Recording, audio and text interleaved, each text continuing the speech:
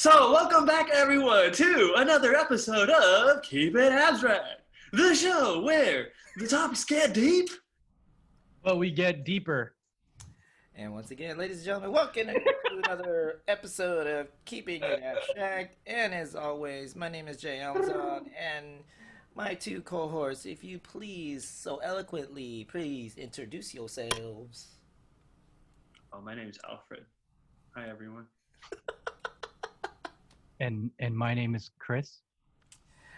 All right. So today's show, obviously, we got a lot of knuckleheadedness going on right now. Hi. That's how we are. I mean, like we. Those emojis you got there. Yeah, we're live and upbeat. Today we are going to learn more about Chris Post's abstract styles. Obviously, for those that do not know, Chris Euclary was a member of Abstract Styles, still is a member of Abstract Styles, as the Brotherhood goes.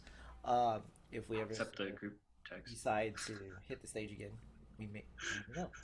Anyway, so I'm still waiting for that invite.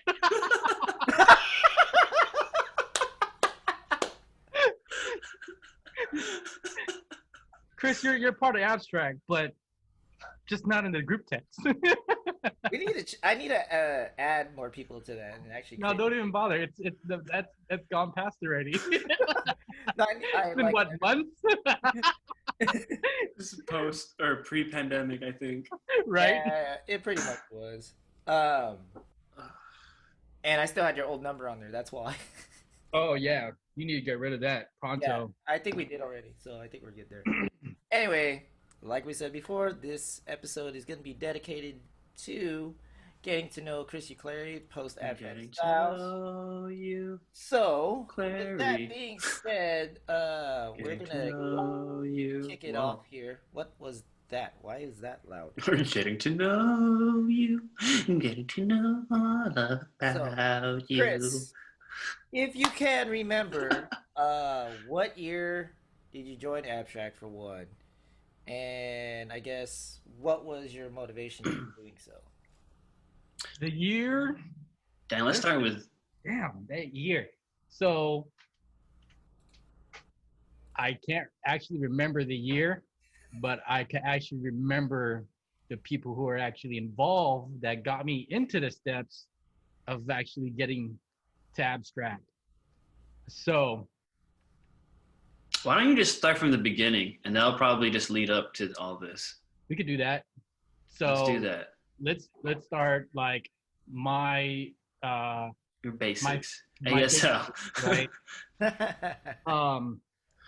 I've always been a fan of like hip hop since I was young, a kid actually. Elementary school, I started trying to breakdance, b-boying. Before b-boying was actually called b-boying, it was all breakdance. From Breaking, the movie, Electric Boogaloo, to, just those, actually, it was just mainly those two movies. I think there was another movie. Wild Style. I think, yeah, there was Wild Style too, but also the pilot. I don't remember. It's like this chick. She was always wearing like a pilot uniform, and she had head spins for days. And This is in a movie? Yeah. The movie was called Pilot? I don't know I don't remember if the movie was called Pilot, but I remember it was just, she just head spin all day because she was wearing a helmet, right? But it looked like a pilot's helmet. But anywho, John Reef, back in Sacramento, where I'm not originally from, but where I stayed, breakdancing was my exercise, my calorie burner, my actually energy draining fucking activity when I was a kid. And the person who actually got me into that was my cousin, Diami. So my cousin Diami, pretty much he was like the black sheep of my mother's side, and all the cool shit came from him. actually my swag originated from him, from graffiti, breakdancing, tagging, the whole nine, just rap, all this stuff, and it just blossomed from there. So you hung And out with your cousin a lot? I did. You How know, he old? How was, much older was he than you? dude, he was, I think four, I think he's 4 years older, four Okay. years older or 3 years older than me. Because he's almost the same age as my other cousin, they're supposed to be in the same high school, but obviously him being the black sheep of the family, he never went to high school and all that stuff. But everything else he knew about, right?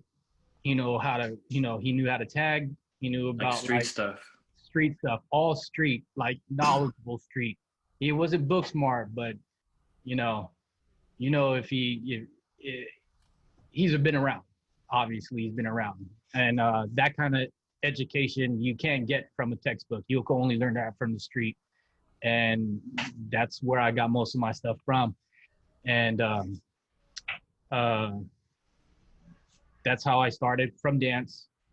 Started learning from watching MTV, just like everybody else. Janet Jackson was a big deal, especially her step routines that she did, her choreographed work. Um, Big shout out to Janet, Miss Jackson, if you're nasty. If you're listening, Miss And Jackson, I know, right? Or watching. You can, And then or watching. it also got into MC Hammer and Vanilla Ice and all that other stuff. Everything practically like early '90s, '80s just If got me you're into, like, watching Mr. Hammer Oh yeah, dude. That or Mr. Ice. the typewriter dance was just um then got into, like, other forms of dance, of like, grunge rock and fucking just a whole bunch of shit, mosh pitting. But b-boying started definitely in elementary for me. It was a very difficult sport for me growing up, and didn't really have anybody to really practice with except for my cousin. And if he was going to break dance, he would be able to go out to wherever he wants, because he had a lot more freedom than I did as a kid. Right. Junior high school, it blossomed more. I was actually able to hang out with my friends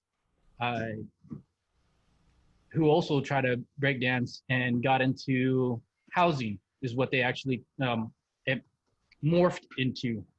So breakers turned into housers, where it was just shell toe Adidas and then double stitch baggy pants. The bigger the better. Jinko jeans? Huh? The Jinko jeans? No, these were not even. I mean, obviously Jinko jeans was there, but more like Anchor Blue. The bigger jeans. Yeah. Anchor Blue. Those like bigger ones. Two Flares. Flares and like two jeans cut and sewn together to make them even more baggier.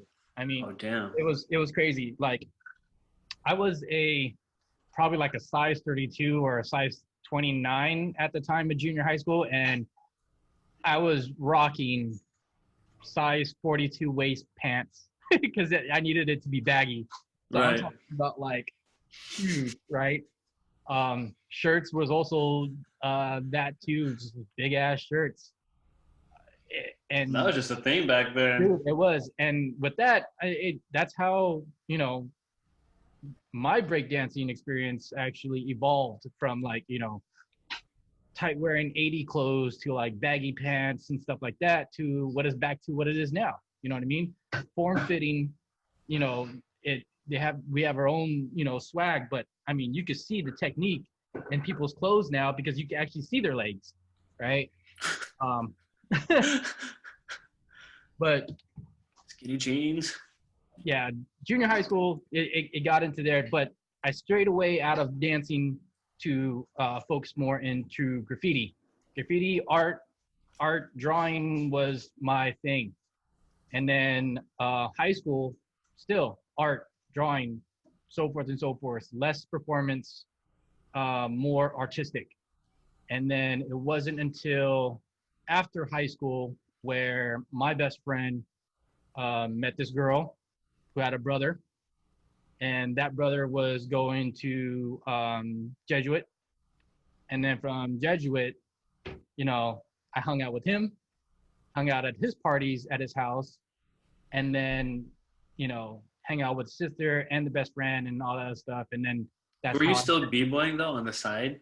very, very, very, very, Just very lightly. fucking around. Yeah. I never actually really dabbled too much into it because I was more focused into like graffiti and going to school and making money and then working on my car. And then, car most of anything and making money, but dance was just like a back burner. I love to dance. It was fun. It was like just something to do. But it wasn't until I met Jamazon through a mutual friend of a friend of a friend who was dating another friend that that I was able to, see more of abstract. Now, even before wanting to actually, before even joining the abstract, I saw Kaboom. I saw, a lot of the old school Jedi mind tricks, dancers and people who originated it in Sacramento and also the North Bay and South Bay area. And then it was just Filipinos all the time, because when you go to Jose Rizal, it's performance is always there. You know what I mean? It was not just like a little hangout for, kids to play. When we saw these performances and you see Kaboom actually, doing their thing, it's like, damn, dude, like that's so cool. I can't wait to get that old to be in high school and then try to, do what they do. But then you see Phil's fucking small ass comes out there and he's like, front and center the whole time. And they're all like, damn, that fool's like hella small and he's like killing it. So I was like, all right. I was like, dude, I need to get back into dance somehow. I want it. This is what we're going to do. I'm going to scratch off like the graffiti scene because it's like, spray paints and black books and paint markers, is getting expensive. Even though I stole most of them, it was just getting hella expensive. What was your tag name, by the way? Oh, dude, I've gone through shit. Few of them. And we're not going to mention any of those. So it's more, if anything, as graffiti wise, I was trying to figure out like a good name to stick with, but it was more like I like the character drawing of it. You know what I mean? So if you're looking at behind me, that's some like little mural that they did for Powwow Hawaii, and that's the kind of stuff that I would rather do than just putting up a big graffiti name of myself or something like that, right? Or my name out there. So you're more into like the graphical aspect rather than like the writing aspect of it. Correct. So that would be more of my deal. Graphical, visual aspect. Yeah, visual. Other people would, work on their names more, but I like the character. It's a different type of graffiti. Yeah, I try to mess with letters and stuff like that, but once you get into certain letters, it's like horrible. No matter how many times you write it, it's just like it fails, right? I mean, you can ask your graffiti friend who actually did our Keep It Abstract, like how many times did he actually write that with his style to get it right, or to get something to his style. Well, that's the intro. That's the whole intro. That was right. He just recorded how many times it took him. Yeah. So that, if you actually, and you try to get that actual style and you try to not bite other people's style, just like dancing, you don't want to use the same combo that somebody else did, or use the same different technique that somebody else did, and then try to claim it your own.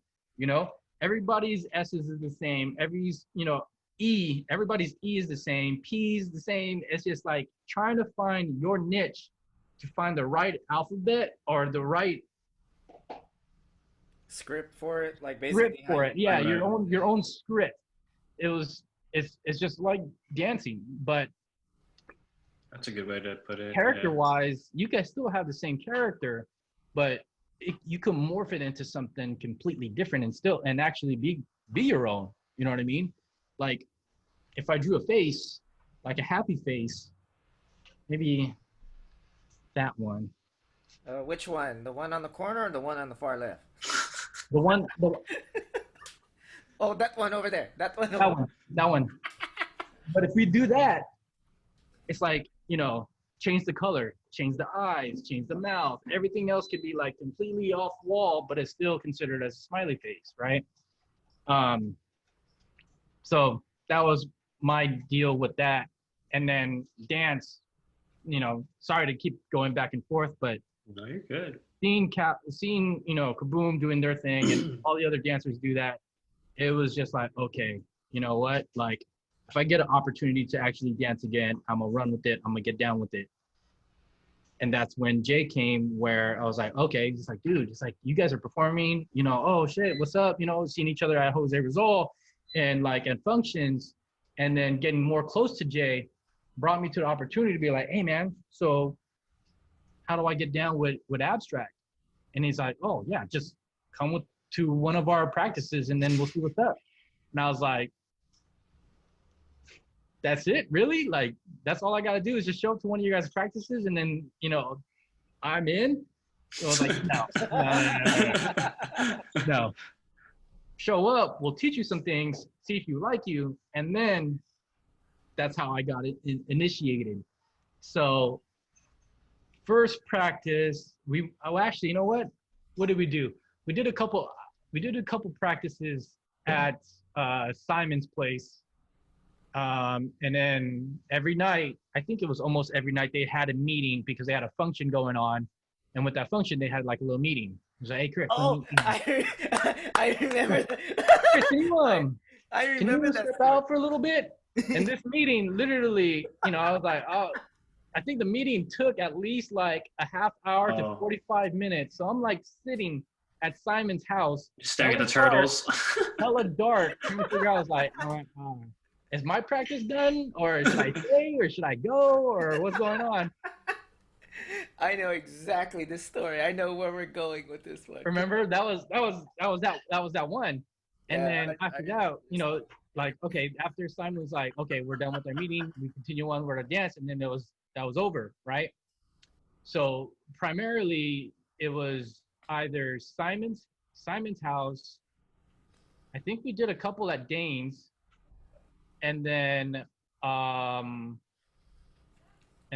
there we did a couple shows, and it wasn't until Maxine's was it Maxine's 18th birthday? It was. That was your initiation. That was my initiation. So, my initiation was that, we were supposed to do like some human jump rope thing, right? What I didn't know that they had planned was, and it's a good thing I didn't have anything in my pockets. So Maxine had rented a community center place that had a pool and everything, and it was all Hawaii themed. And at the end of the full set, we were doing the whole human jump rope thing, and then they tossed me in the pool, like completely, all closed and everything. I was like Hawaiian shirt, khakis and everything, and you see me with my leg up like this, and then it's like the finale piece. That was the finale. Like how we basically how we jump this guy in. It's like, wait, what are we doing for Maxine's? Oh, it's 18th birthday luau party. Yeah. Where's it at? It's right here. Do they got a pool? Yeah, dude, it's gonna be hot. Like, hey, would it be hella funny if we like threw him in at the pool at the very end? That's how that came about. So I was just trying to just plan the whole time. Dude, they had it planned already. And you had no idea. I don't remember why I was the human jump rope, or because that was your initiation. Or it was not part of it for me to be like one of those jump ropes. They just like, I think we ended on the floor and they just crowded me and then fucking took me and then tossed me in there. I can't Sounds remember. like Dane would be the jump rope.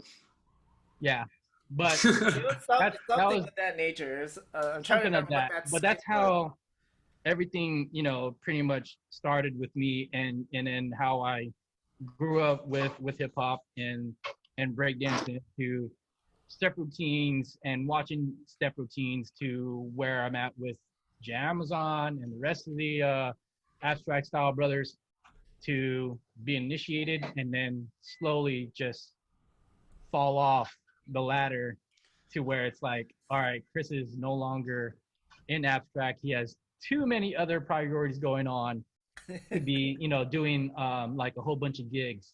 But when I did have time, it was crazy, dude. We had some crazy ass times, dude. Yeah, crazy adventures too, man. Hell yeah, dude. That shit was crazy. So, and that's it. Do you remember what your last performance was, other than Simon's and Daisy's wedding? I think actually that was it. That was it. Simon's wedding. Wow. That was actually when me and my wife's relationship was still kind of fresh. Oh, okay. Yeah. We were still in the dating aspects and starting our relationship with that. She was, you know. Got it. Dating what aspects? She's all looking at you like, motherfucker, you better get that shit right. That wasn't me. That wasn't even me. But yeah, I think that was because that was at the Laguna Town Hall, wasn't it? Yeah, it was. Yeah, it was. Yep. So that was it. Last performance. Last hurrah. Last hurrah. Now if I dance, I'm gonna break my back. Have sore knees the next morning. But you know what? Like, you know, I do miss it like a lot, especially when you're seeing all these, like, you know, fresh new kids getting in, motherfuckers like Chris Brown fucking gigging and shit, Justin Timberlake, and all those motherfuckers that, you know, we kind of grew up in the same age bracket as us, and they still gigging. You know what I mean? Oh, right. So, yeah. Yeah. So this is probably gonna be a lengthy answer here. Next question, please. It's so muffled when you do that. Next question, please. Is it really? Yeah. Why is it? Why would? I don't know. Maybe the way that it's built, and maybe the way that the frequency is set up. But they said that this stuff is supposed to, like, maybe you have to like push this button. You press button. If it's like.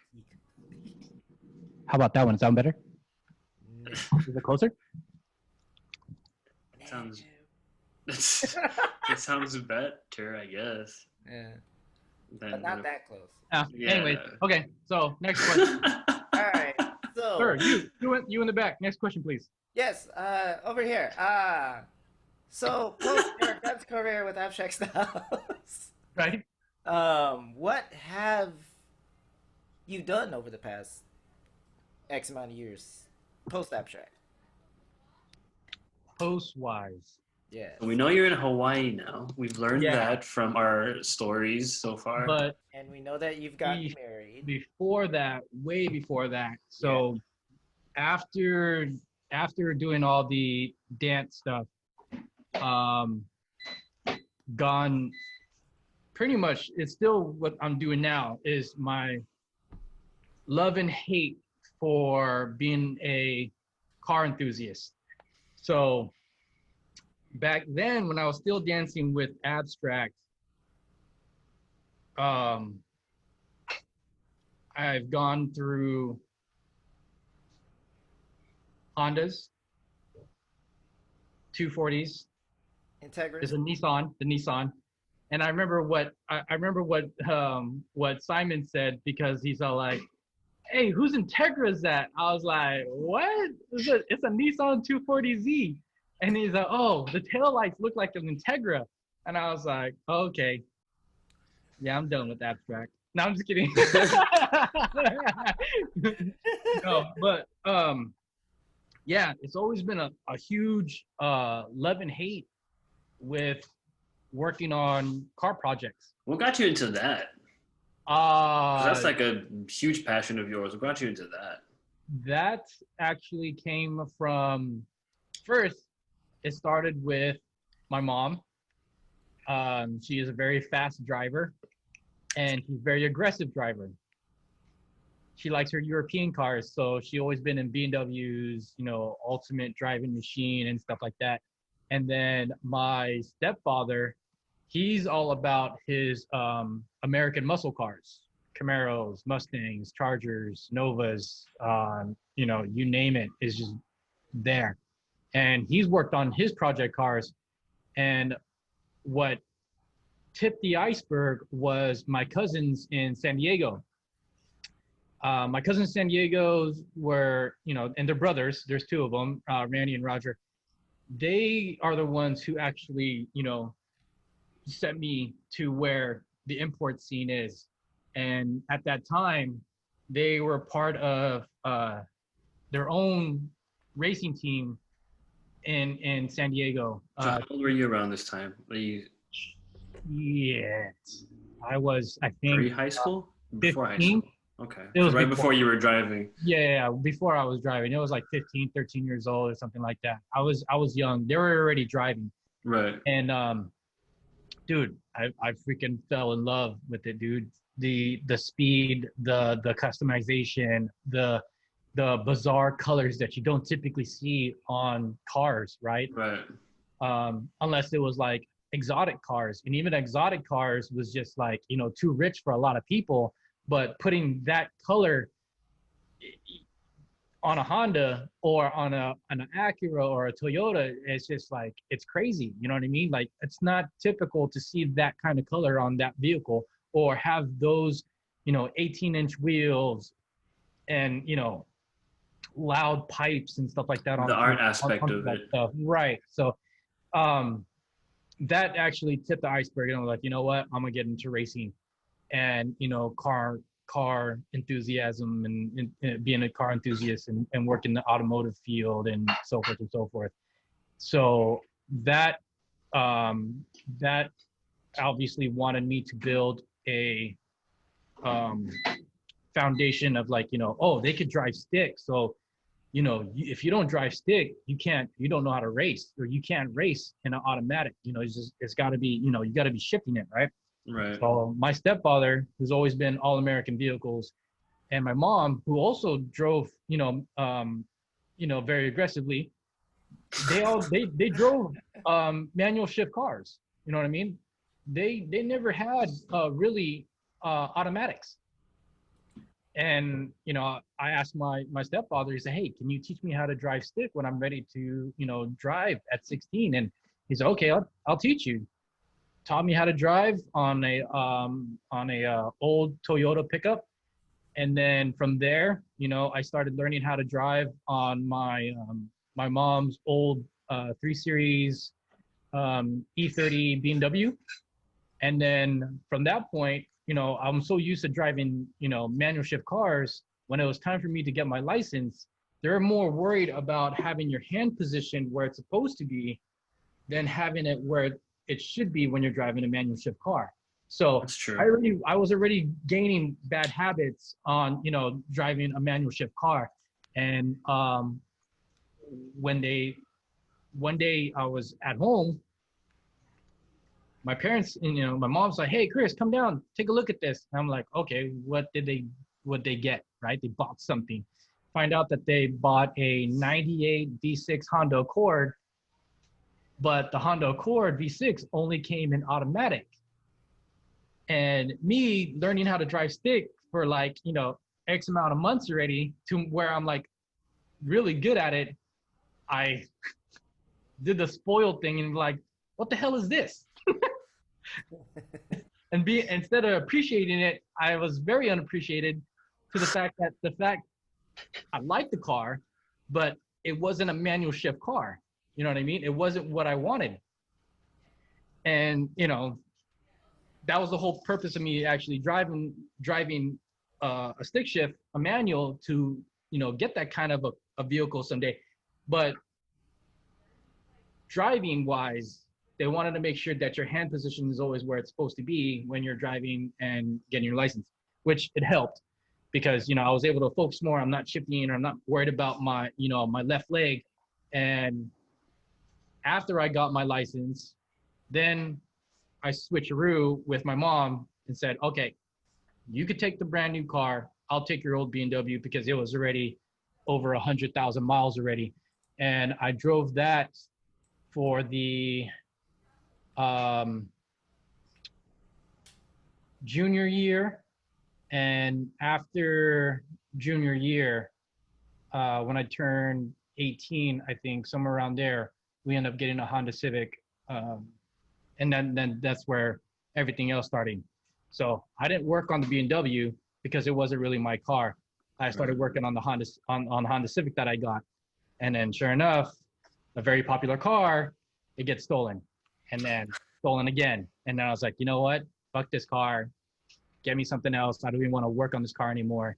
It's been vandalized too much. I don't even have a garage and they're just taking parts left and right. Sold that and then just go to car after car after car after car to where I'm at now with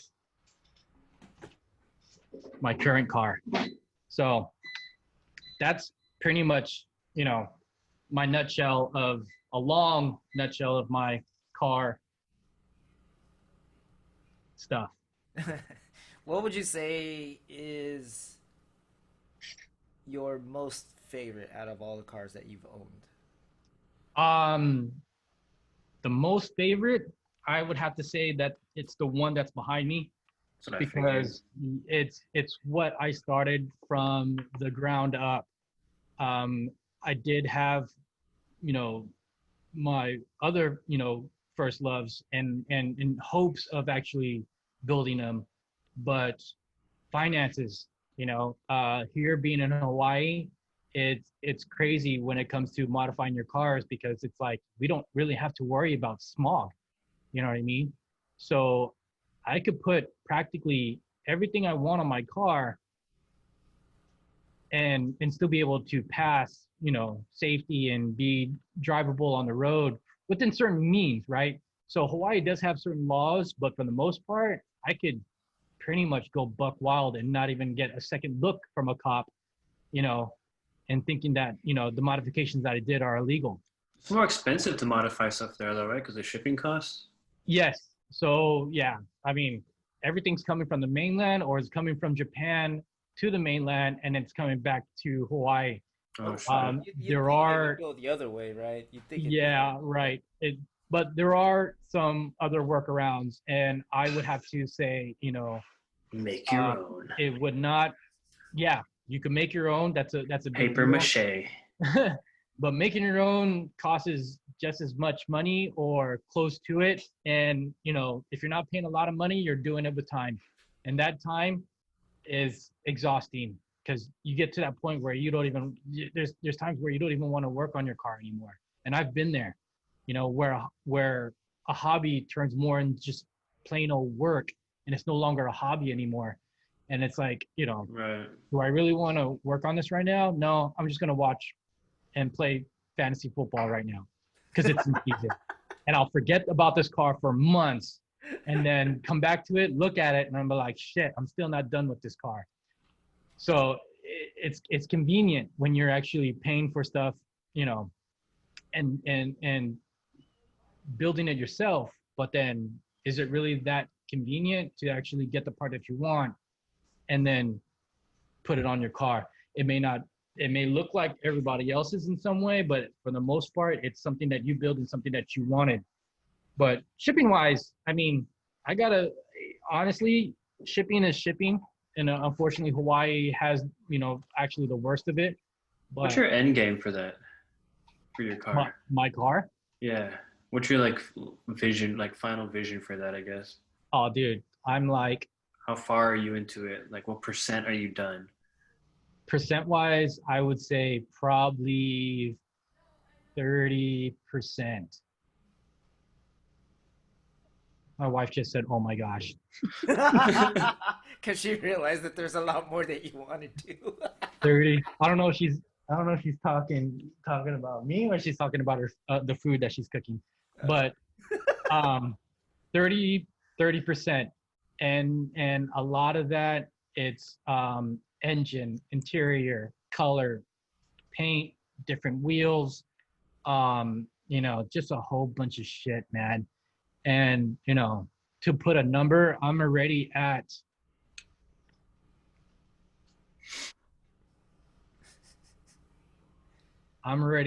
wait for it. You could edit this this out. You could just the weight. You could just give us a ballpark. You can just beatbox it. It doesn't have to be exact. Not. I am actually Do what you want, Chris. It's your episode. 15K deep. Into the car right now. Invested. Okay. And a lot of it, I say half of it is full price, and the other half is discounted. And some of the discounted was like definitely worth and balances everything out. And a lot of the discounts, it comes with good deals and being in the team that I'm in right now. So, yep, mad shout outs to Team Hybrid. Holler. Yeah, Team Hybrid. I don't even know where I'm pointing, but yeah. No, I mean, like, when you started this particular one, right? The one right behind you, what was actually the very first thing that you actually did to it first? Like the major purchase that went into it first, I would say. Window visors. So if you're looking at the side of the car right now, you have window visors. That was the first thing. Oh, okay. Is there a reason why you went that route? Because I could actually keep my windows slightly open, and me, I don't use the AC very much on my car. I usually just ride with the windows down, and with that, with the rainy season in Hawaii, I can still have my windows slightly up, but still have them cracked open so that ventilation's still flowing through my car. That was definitely my first purchase there. Did you name your car? I did not. I'm still debating on what it should be named, and name actually comes with, I think when the build's done, I think, and once I have a color that I like. But there are some ideas. My wife's friend, who's actually a friend of mine as well, he likes to name my car the Killer Bee. I don't know why. I guess it could be because of the engine bay. My engine bay has like carbon Kevlar parts, which is black and yellow. And then, I was gonna go with that kind of, but I was like, hello Wu-Tang. I don't know. I don't want to be like that or anything like that. So I was just gonna keep Name it RZA. I know, right? No, I was just gonna keep it how it is right now, nameless for right now until I decide what I want to actually call it. But yeah, I've been debating on a name for a while, what to go with, something clever. Now with Team Hybrid, next question, please. Well, I was going to ask, like with Team Hybrid, are you eventually trying to get your car to be more of a show car? Yes. Yes and no. So back when I was still living in Sacramento, Team Hybrid was actually branching out to Northern California. At that time, I was at a gas station and I was like, wait a minute, there's a small Team Hybrid, logo on this one dude's car. I was like, you guys have a chapter out here? And he's like, we're actually trying to start one. And, I started talking to him and try to see if I could be interested in it, And then on top of that, I let him know, I was like, look, my car is not a show car. My car was actually meant for drifting. And at that time I had my S13 that I bought from my friend, David, who was trying to get rid of it. And I told him, I was like, dude, I'll buy your car and I'll keep it into the family. Just don't get rid of it. Just, I don't want you getting rid of this car because you put too much work into it. Keep it within our circle. he's all right, if you buy it, I'll give you a good deal. So I took it off his hands. But Team Hybrid, I was trying to jump with them, but I didn't want to be a show car. Eventually, my cars were going to get wrecked or parts are going to break and so forth and so forth. And car shows wasn't my thing. But now I could still work on my car, make it be fast and all that. But I can't race in Hawaii like I used to in California or do those kind of things because I'm getting older. You know what I mean? Like from my Honda days to when I actually got out of Hondas and started, not doing illegal street races or anything like that. And seeing all those kids at my age or even older or younger die from accidents or get total wrecks on their car where they're like, salvage title or, just getting wrecked in general or getting, their car impounded or getting a, speeding violation, strikes on their names and stuff like that. It's just like, nah, it's too much. So now it's just built for speed, but I'm not breaking my parts as I normally would if I was actually trying to drift with my friends and stuff like that, or try to drift with my friends, because I never actually got too into it with them. It was just more like a, here and there thing when I'm on my way to work, going home from work, or just like late night outings, just shoot the shit and just also just flip the wheel. So it's turning into a show car. Right. So right now my car it's a show car that can go. Yeah, exactly. So I'm trying to get best of both worlds, but when you try to get best of both worlds, it's very expensive. Very, very expensive. Because technically I could keep the car how it is right now and just focus on the engine bay. Right. And I could say I'm about 75% done, but I'm not. So going back to the illegals, going back to the illegals. Are you really gonna write that out? Oh. That's only because I went with you on this on particular run, but yeah, you were. How many, I guess, races did you actually do for one?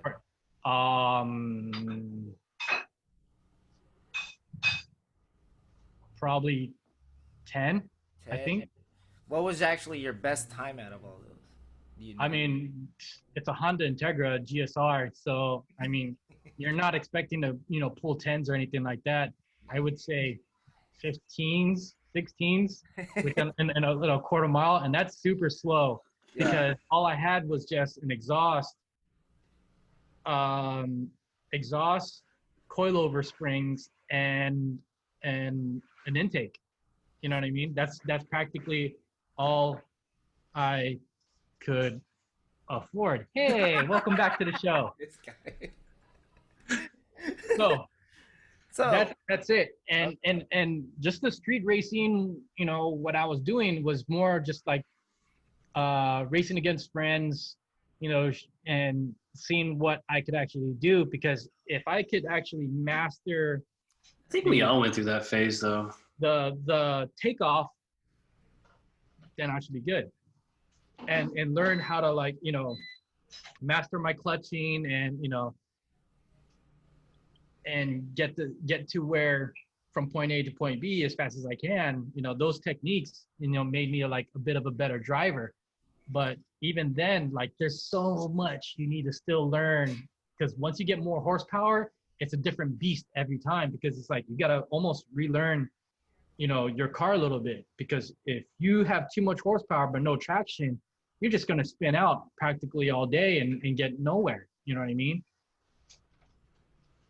So it was just more just not really a competition kind of thing. It was just more just fun, just to be that, bad kid, growing up.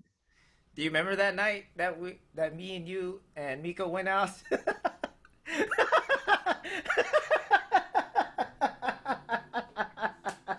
Boy. because what was it? Miko was not 18 yet, right? Or was he 18? Was he? Wait. I think he was a senior. I want to say I senior. think he was a senior still. Yeah, I think he was a senior. Yeah, or under. He was still like No, I think he was a senior senior or because he was senior still or. living at home. He was still at home. This is before. Oh yeah. He was still living at home, but either he was a senior or he was like a junior in that time. Transition. But yeah, because I actually taught his ex-girlfriend how to drive stick onto my car when we all rolled together one time. So that's definitely like, I think it has to be before senior year. Yeah. But at night was crazy because it was like, I don't know, there was any parties going on that night? I think we were just kicking it at Miko's. And smoking all those freaking Newports and shit. How did we how did we hear about the one off Power In? So every Saturday night, it's not a word of mouth. It's always happening. So either, Friday night, Saturdays was always, going on for street races. There was times where I would probably try to call somebody and see if it's happening, who's actually really there. And they'll say, yeah, there's like 15 cars here, come through, they're going to race tonight. So that night I was like, oh shit, well, I mean, if we're not doing anything, let's go check out the illegals, you know what I mean? And take a look at the strip. So Jay goes with me and Miko rolls. Miko was hella down because I never seen it, it's like, ooh, Fast and Furious, and we go over there, we link up, we start trying to race. This is before Fast and Furious. No, yeah. This was like around that time frame. I think it was around that time. It was around that time. Fast and Furious came out. Oh, the senior? Yeah. Okay. 96. Yeah. Or 96 and 98. No. I was already in high school. Was it 97? It had to be in like 2000 something. Like 2002 maybe? Was it? I don't think I was driving that time. Are we gonna have to do an IMDb on this? Oh, here we go. This is what this is for. This is what it's for. First Fast and Furious. You might be right. After. Has to be after. 2001. There you go. Oh yeah, because I was driving. 2001. Was when that movie. It's actually my cousin who's like, hey, so how'd you like the movie? I was like, what do you mean? He's like, the Fast and Furious. Oh, I didn't see it yet. I was like, dude, it was shot here in San Diego. These are my cousins who actually got me into racing. They're like, oh, it was shot in San Diego. We were there. I was like, oh, cool.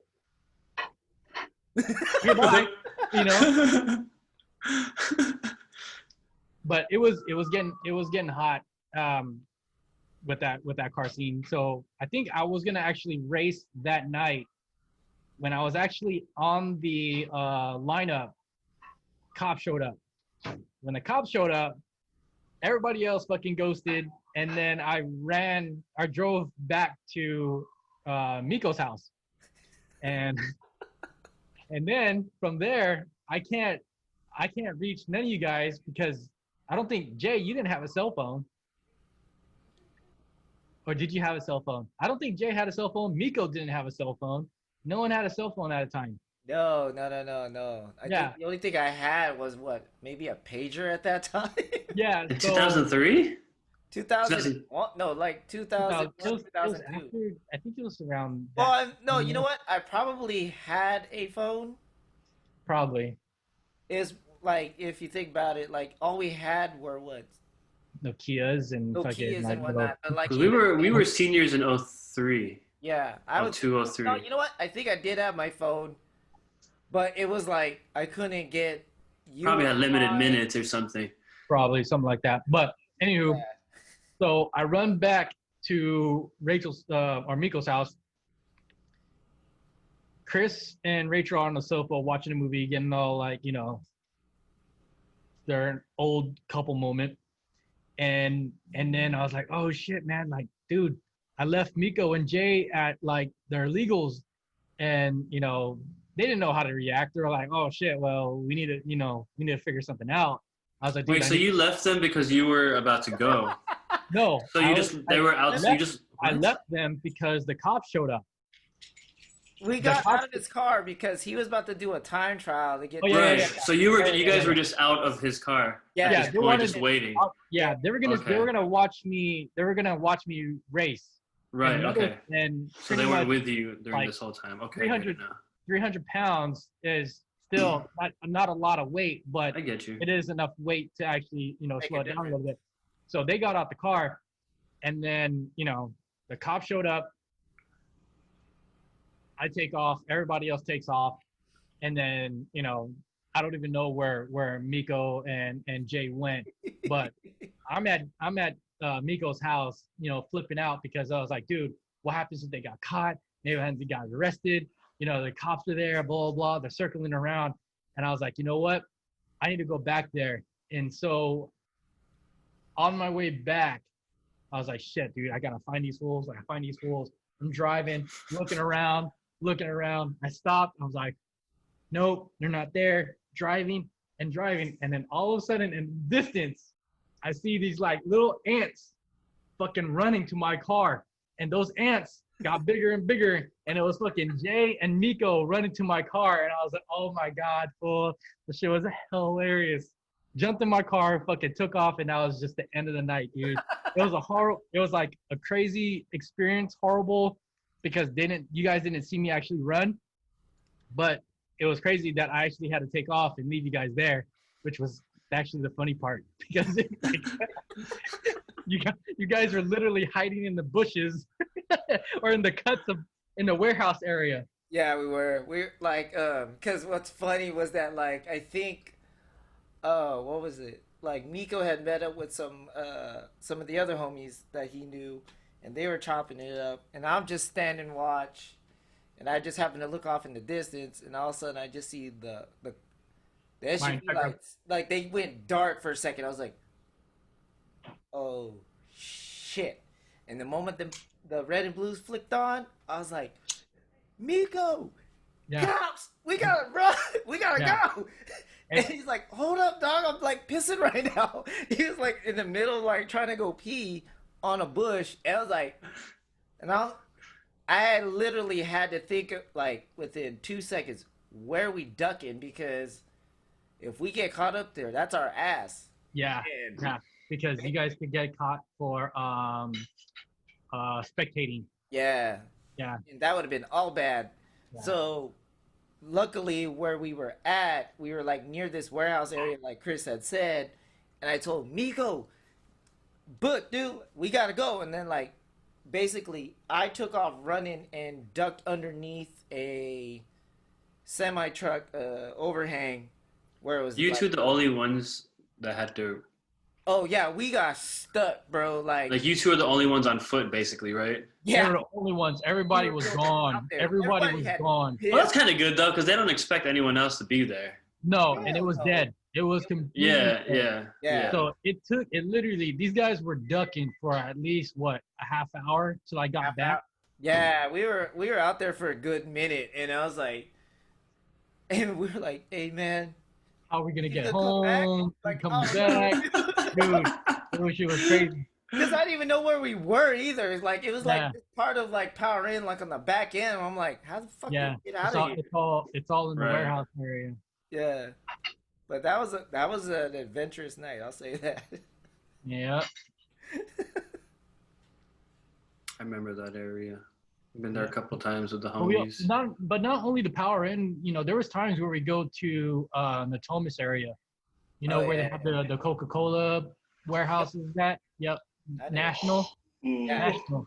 So National Road. I think it was National Road or National Street. I can't remember, but that road was also popular with street races, heavy street races.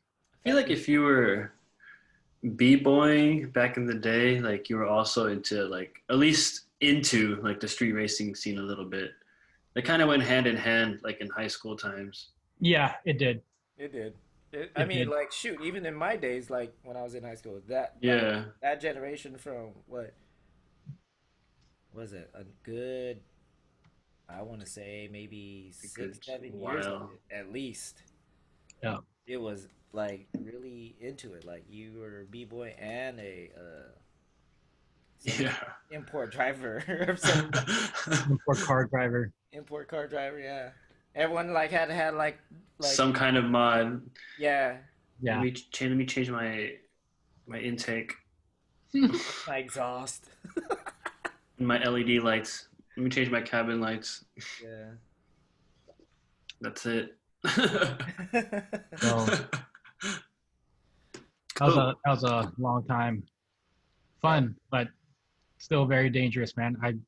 There was times where we didn't race at all because someone died during the street race, and we were there just to do like a little memorial kind of thing at night. But obviously, the cops wasn't really having it. You know what I mean? It's late night with a whole bunch of teenagers and young adults with their cars with illegal, non-car, Modifications. modified vehicles. It's like, you guys can't be here. You know what I mean? The street is practically, closed at night because it's all just truck drivers during that street. So, you know, crazy, man. Nice, crazy experience, but you learn from those experiences and stuff. Of course, of course. I mean, like without those kind of experiences, like how do you not live life? You know what I mean? Like you True. take the good with the bad. If you could go back in time, what would be the thing you could have done differently? Oh man, you just have to Alfred go. with the hard questions.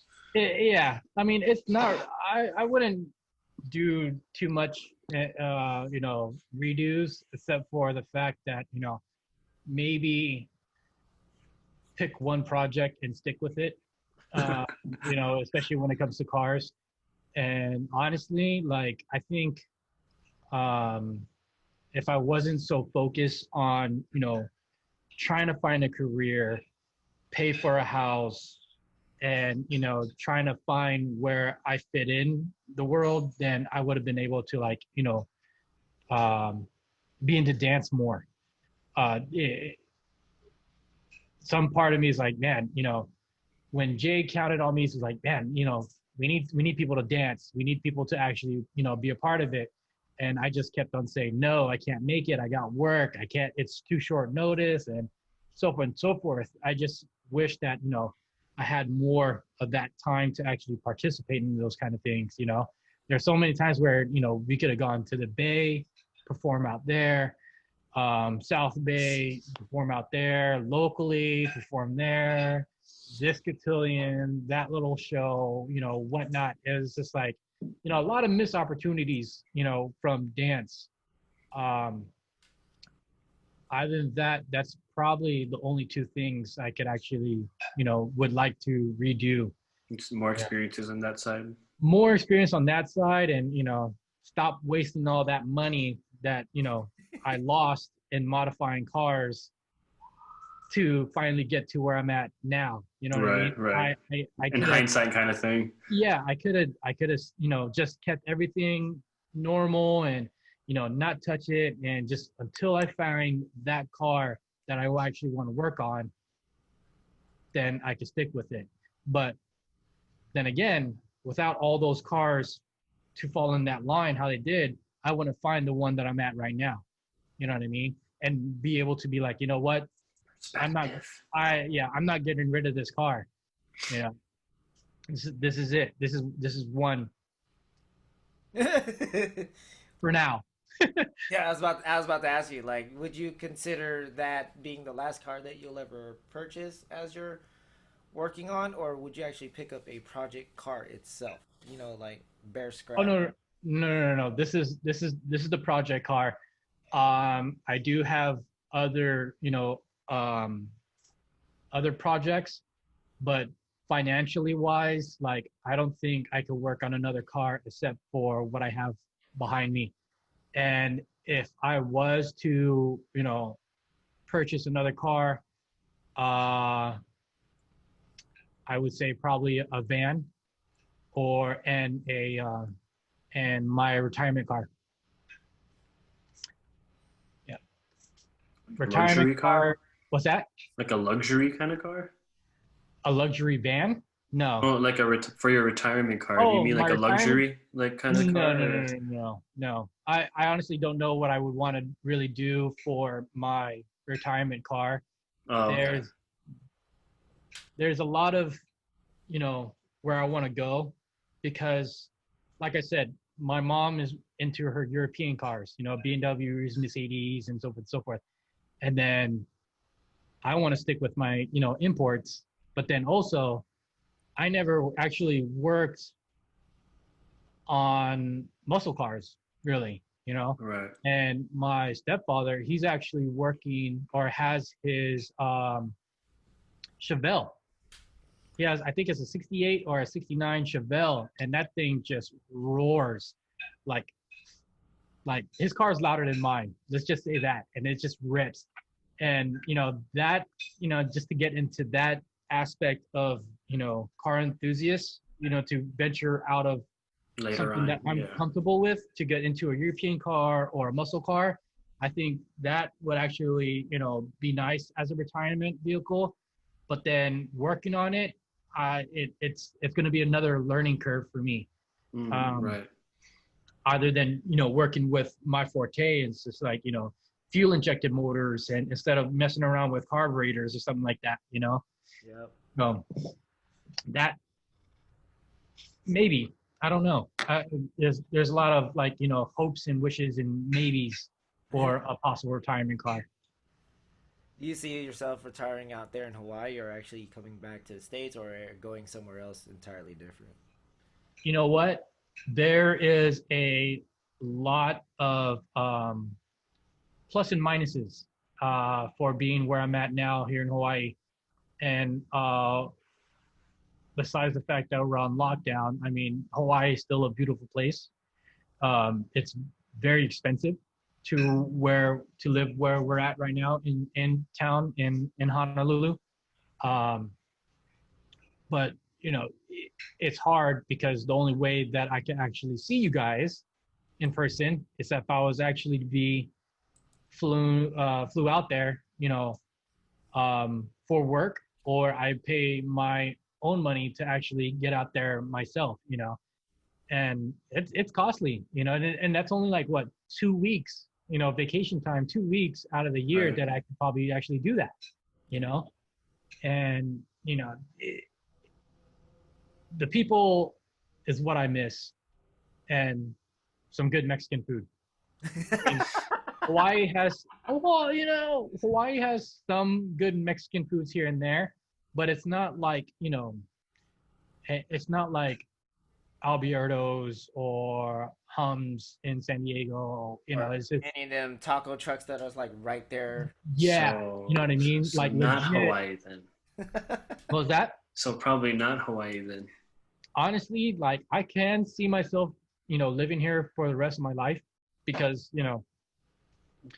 you guys got to come out here. Right. I don't really need to go back out there, really, because it's like, other than if I was to, it would be Southern California. Southern California for sure, or, maybe Vegas because of their vehicle laws or, stuff like that. Even maybe like Arizona, but really I need to be around water. Not really for my sake, but just being around here, like me and my wife is just like, Hell yeah. when we actually do have the chance to actually go to the beach, it's we would want to be around a sand beach area, Yeah. It's But a different, San Diego, completely different vibe. I know that. oh yeah, and on top of that, San Diego, I mean, we have so many friends out there. I know not so many friends, but some of our closest friends are actually in San Diego. Chris Lee, who's actually my best friend, is in Southern California, LA area. Justin, who's actually a really good friend of mine, also is in San Diego. My whole dad's side is in Southern California.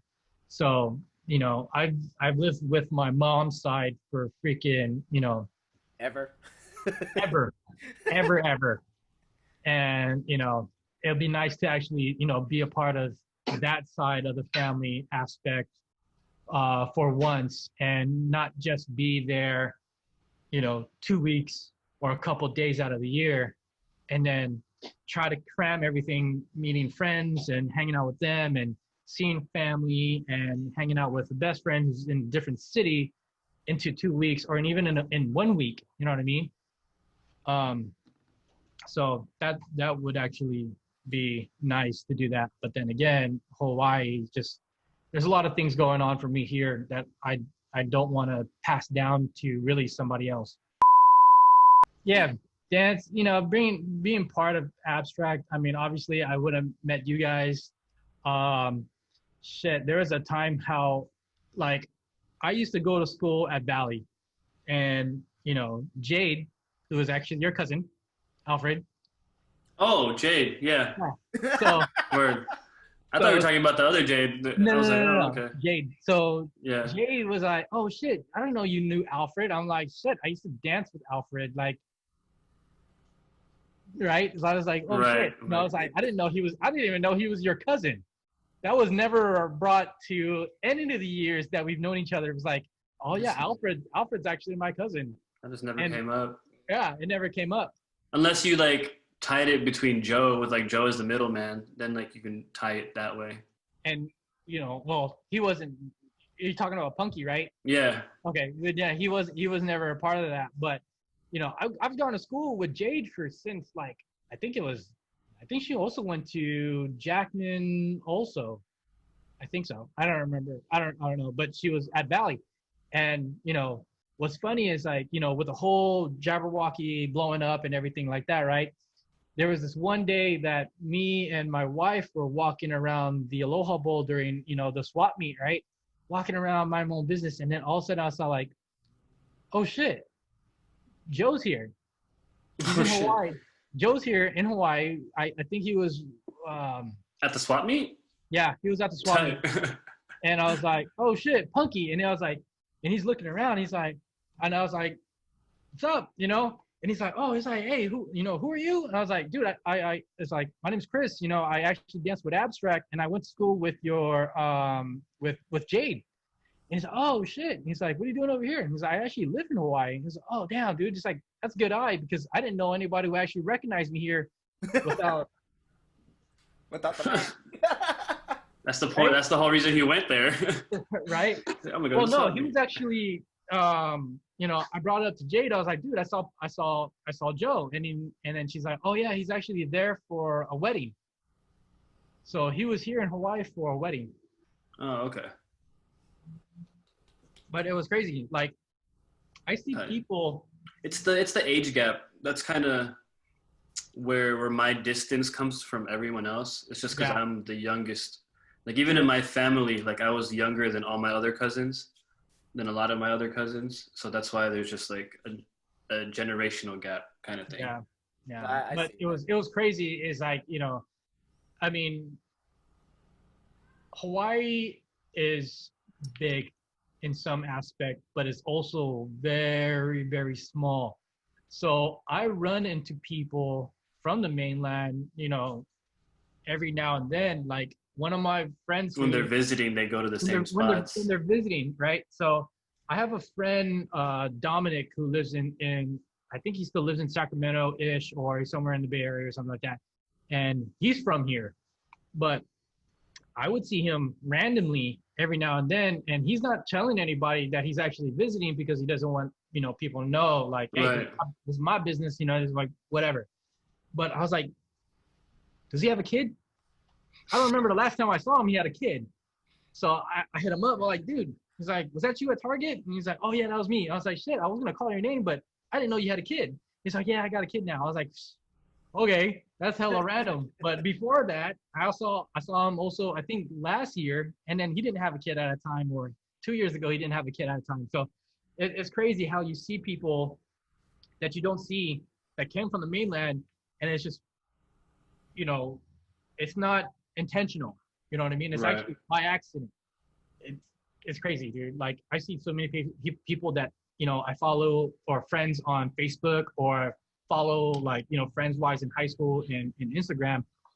If they don't hit me up, I don't know that they're actually here until I actually see them. So you just run into them.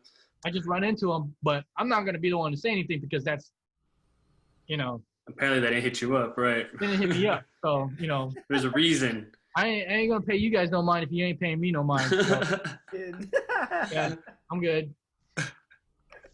Unfriend.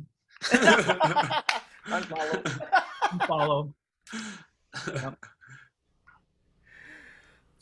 You were just there to like fucking lurk at my pictures and shit or whatever. I don't know. I don't even know why I even added you or you even added me. These were Chris's last words. Yeah. Who's that guy? How do you know that guy? Yeah, shit. No new friends. No new friends. Don't need that. I got enough friends as is already. And they loyal. I like you because you're loyal. I like you. My friend Mary Grace hit me up. Who else? Miko hit me up when he was trying to be here. And what sucks is when people are visiting and they hit me up, I'm either busy at work or I can't reach out to them, or right. They're so doing their thing where linking up with me will only interfere that, right? So if you're gonna honestly, if you hit me up, I do what I can, but I'm not gonna make it an obligation for me to link up with you or have you obligated to link up with me because you came here on your own ideals of like doing your thing with your chick or doing your thing with your family and so forth and so forth. So I don't want to be a burden to actually do that, especially like when Chris Paleo was trying to live here. We never linked up. Yeah. And then, wait, you went to Florin, right, Jay? Yeah. So, I don't know. Do you know Jennifer Valoria?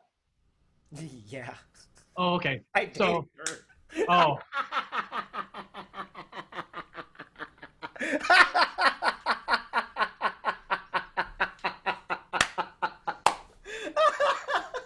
Okay, well, she's married, she has kids, she has a kid, but anywho, I've been here, me and my wife been here 7, 8 years now, and me and her have actually never linked up. Past or anything like that? Yeah, never linked up at all. Like, she's doing her thing on the west side, and even when I was living on the west side near her, we never got a chance to actually link up, it's just, but still we're friends on Facebook and Instagram and stuff like that. I think we're on Instagram. I think so. I don't know. But still yet, like, we've been here for this long and we never bothered to link up. And who's that? Gotta like say like, hey neighbor, like what are you doing here? Yeah. And then on top of that, we still haven't actually like ran across each other anywhere yet. Like I'm running across other people, but I never run across her, if we were to go to eat somewhere with my wife or something like that, or I even brought it up like we should just like double date one time and go to like Genki Sushi or something like that and grab something to eat, but it never followed up. So well, put it this way, man, if I'm ever out on the island, you, me, both our girls, and even my kid, we doing definitely a dinner or at least a dinner and at least a breakfast of some sort. Oh yeah. And then and I appreciate that, and I hope the people who actually do spend the time and to link up and talk all good times and stuff like that appreciates my company during that time. But it's good to reminisce when people visit, especially like you and when I went out to the Bay Area when I was working for Hertz, you know what I mean. Yep. I made it a priority to actually meet up with people. My cousin Kim, who actually you met. We all went to eat together. Yep. So man, I remember that because I kind of made it my priority. I got to see this man. That's what we do. If it comes to like that kind of commitment, you just gotta follow. Yeah. I know what you mean though, because when I was living in the Philippines, there were times when like follow through. Some people would go back home and visit the Philippines, And it's like, all right, I knew some people that would try to link up and some people that just didn't. But then Right. again, it's like, I know it's like, it's hectic. It's hectic for like them to catch up with you, for you to catch up with them. And like, that's even if you're in the same location, like. Unless they plan ahead, you know, Right. it makes it very hard, you know. Right. I wouldn't expect Jay to actually go to Sacramento because I'm like there, you know what I mean? Like if I'm in the area, then I'm gonna be there, you know what I mean? Like, you know, I'll hit you up, you know. Yeah. If anything, it would have been just my cousin because, you know, she's living in SF at that time, you know. So yeah, man. And I think you caught me. What was I? I think I was like out on a job site during that time frame, and it actually was convenient for me to head out that way too. Oh, really? Yeah. I think you just got off that night too, right? You just Yeah. barely got off work. Yeah, I just barely got off work and was in that area. Yeah, so it actually did work out. Yep. Good times, man. And it was a paid little flight out there because Hertz actually flew me out there for training. So that was a good deal. Chris, is there anything else you need to share, you'd like to share about yourself? Nope, not really.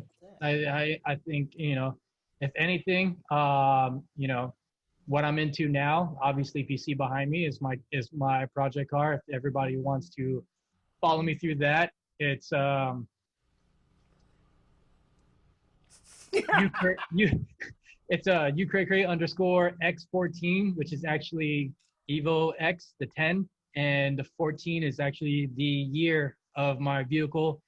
And you know, Cray, that's practically my last name, and how my personality is just. Text me all that info so I can put it on the thing later. For sure, I'll let you. Yeah. Yeah, and then you know, Team Hybrid. Actually, I've been a big fan of Team Hybrid since, you know, they started their thing back in when I was in high school. Not before they started in '95, but when my cousins got into, you know, the car scene and stuff like that, and I started seeing these guys in car magazines like left and right. I was just like, oh my God, like what do I got to do to like be a part of this team? Oh, NorCal, can't do it right now. That's just way too expensive to be a part of that team. But now where I'm at here, I'm all for it, man. I'm just a Team Hybrid, ride or die. So it. That's it. So the moment, like, would you say like the moment you moved out to Hawaii is when you actually linked up with the Hybrid crew? Actually, Was it before? there was when I was here, and I saw these guys. I think three years before they actually started. It was ran by somebody else, and wanted to start a chapter. They started a chapter. They had like a few cars. And then their first show, you know, was practically their debut that they were gonna have hybrid in Hawaii. And from that point, I was like, oh shit, here's my opportunity. You know what I mean? I could pay, you know, I could pay for the gym membership now. You know what I mean? That's, you know, to be in Team Hybrid, you got to pay your dues. You know what I mean? So I'm paying my dues for that. And, you know, to be a part of this team and, you know, get to where I'm at. But when they started, it's still fresh. You know what I mean? It's still kind of fresh now with even with my leadership. So I actually, you know, am the chapter director, you know, chapter / you know, leader for the Hawaii chapter.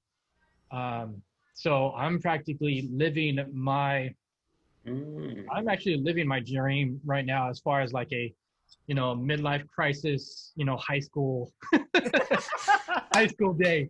So it's surreal right now to be part of this team, you know, and to work with their leaders and then, you know, be into a first name basis with the team president. You know, it's crazy, man. Like I never thought that I would actually be a part of this team where I'm at now.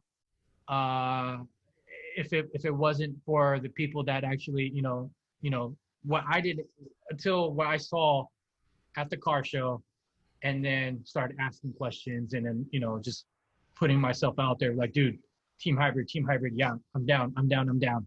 So yeah, man, that's just super exciting to be a part of this with them and to grow with this team right now. Dope. That's tight, man. That's actually dope that you're heading that. Yeah. Do you see any like similarities with like running like team hybrid and then like with like how Abstract was being ran? Like, do you? Oh, dude. Dude, yeah.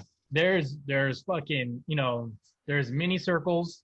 There's fucking like you know, leadership issues, personalities, you know what I mean? Like you name it, it's there. It's no different from just running like a, you know, a dance crew. You know what I mean? You think you still want to have everyone to have an equal voice, but or no, there's or like what they say, there's too many chiefs and not enough Indians, right? But it takes the moment to realize, okay, Jay is leader, Simon is also leader. Everybody else stays quiet and doesn't really have, you know, too much word to say, speak your mind, but understand your position. You know what I mean? We'll you know, as a leader, I'll take your consideration as as you know, something for me to think about, but the decision is still mine to hold, you know? So there's that aspect in hybrid too, and I see it like a lot, you know, even you know, then and now it's like it's no different, you know what I mean? Like it's like running a business. If you're gonna try to run a business, you know what I mean? Someone's gonna try to one up you. You gotta just put your foot down and be like, look, this is my chapter. This is my business. I hired you. You needed me. I don't need you because I could always find another you. You know what I'm saying?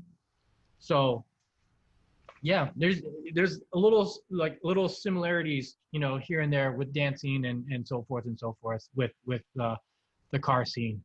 But you take those negatives and then you add on all the positives that come with it. I mean, you can't really say it's something that you could hate. You know what I mean? Yeah. Because if it was always hate, I would have never been a part of this whole car scene. And it's been like a hard, you know, up and down relationship with the car scene for me, because it's like I can never find the financial stability to actually afford it. I can't find a project car that I actually wanted to keep and, you know, and have that motivation to just keep going. And being a part of this team right now is just giving me like so much motivation to just keep going and you know, pursuing, you know, something that I can actually finish. And I mean, the evidence is right behind me. You know what I mean? Like where I came from, you know, it's a starting point, but without Team Hybrid, my car wouldn't be to where it's at right now. So, yep. Boom. Next. Oh, should I mic drop it? Maybe you shouldn't.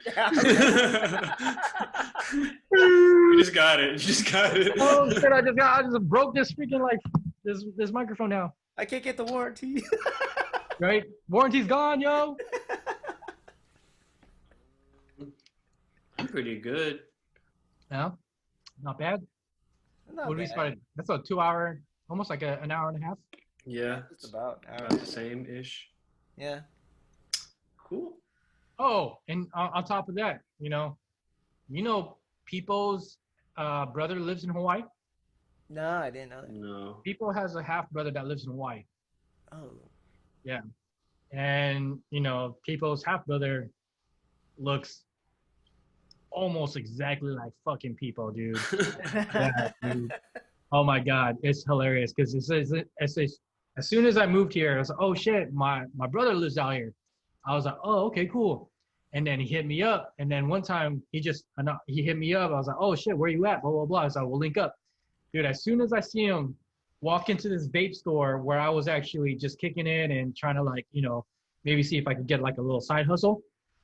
He pulls up, shoots me the deuces, right? And I was like, oh shit.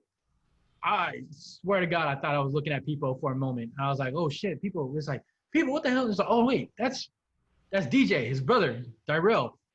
I was like, damn, dude, I could have sworn I saw people here. But yeah, dude.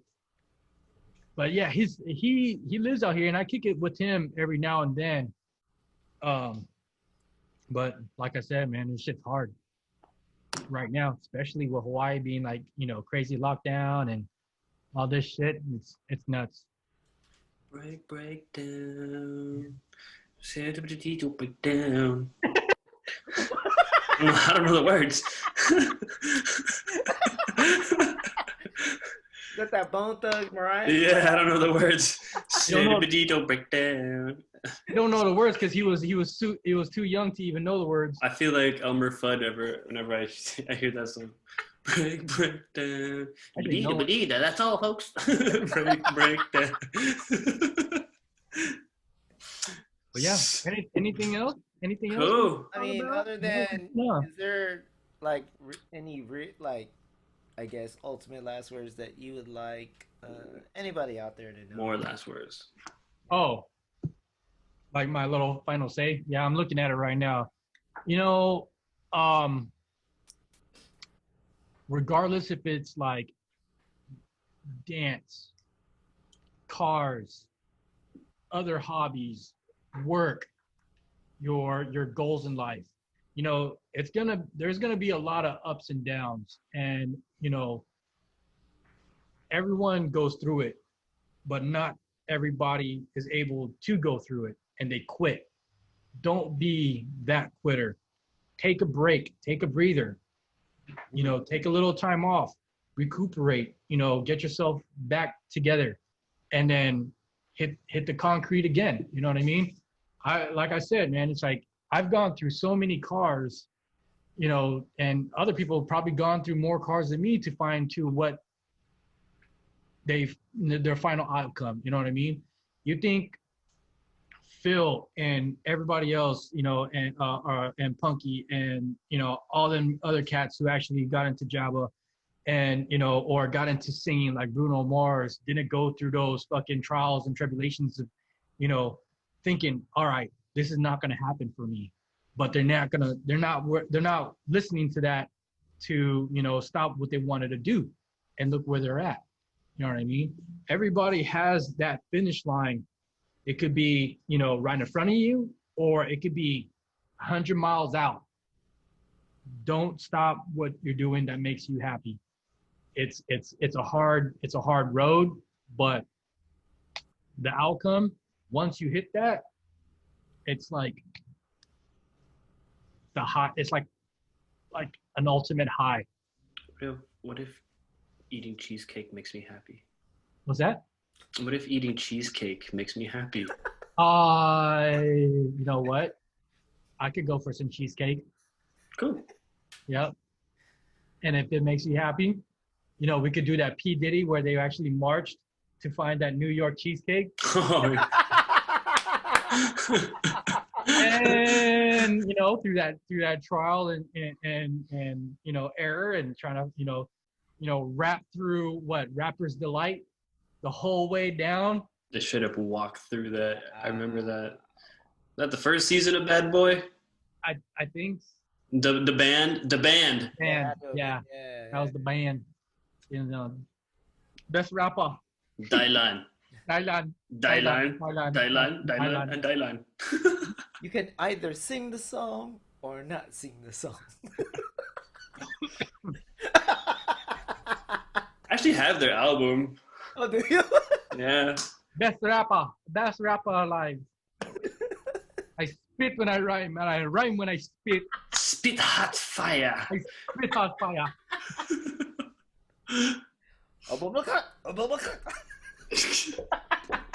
So just hock the loogie. I can't do it. Hey, you're too close, man. You're too close. All right, everyone. This is right there. Chris. Cool. Any other? Like anything that you've seen or heard, make sure you guys tune in next week, for we will be completing the series with. I can't even tell, but from our window view, or my window view, we're gonna interview the man on the bottom here, Alfred. He's gonna be going up next to get to. I'm actually to the left of you. Well, for us, or for me, you're on the bottom screen. Yep, you're on the bottom screen. For me. You're bottom. Yeah. because you're odding. You're the odding. That's not gonna be. That's not the version that's getting YouTubed though. Oh no, you're gonna be editing. Yeah. I have to reformat it to put myself in the bottom. No, thank you. Okay. But yeah, we'll be learning more about Alfred post his Abstract Styles career. Everyone, yeah, like and Make subscribe. sure you like and subscribe us. If you want to catch the replay, you can always tune into twitch.tv/jmix1, or you could head over to YouTube and key in Planet Alfred, where the episodes will be displayed there as well. Yep. Or you could just skip. Yeah, you could, or just skip this video because everybody hates Chris. just text Chris. Text Chris directly. Yeah. Is there something on the screen? Is there something? Oh, never mind. Maybe your screen. The thing on the rooftop on Chris's thing. I thought it was something on his thing. That thing like right above your head. That metal thing on the roof of that. Oh, right here? Yeah, that brown thing. I thought that was, yeah. Vent port. I thought it was like a chrome or something. I started like flicking my screen. Like, what is that? All right, ladies and All right, guys. Well, for us this episode. Thank you. Like we say, guys.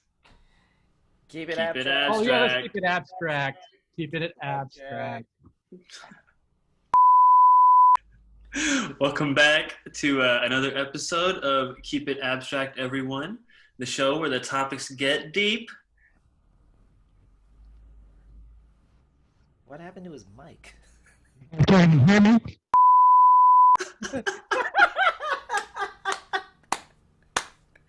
Already off the bat, and we're throwing it up. You were too close. Yeah, maybe you were too close to it. But I was trying to go deeper. Man. What up? There we go. I'm like, your arm up there. I'm like, how do I make this go away? There we go. Or you could put a green screen or a green cloth over it, and it'll just. Oh shit! Where the fuck do I find one of those right now? Hold on.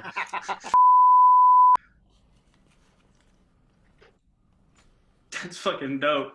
That is tight.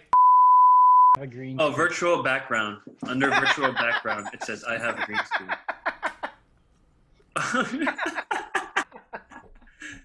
That's actually pretty dope. That's kind of ill. That's kind of ill.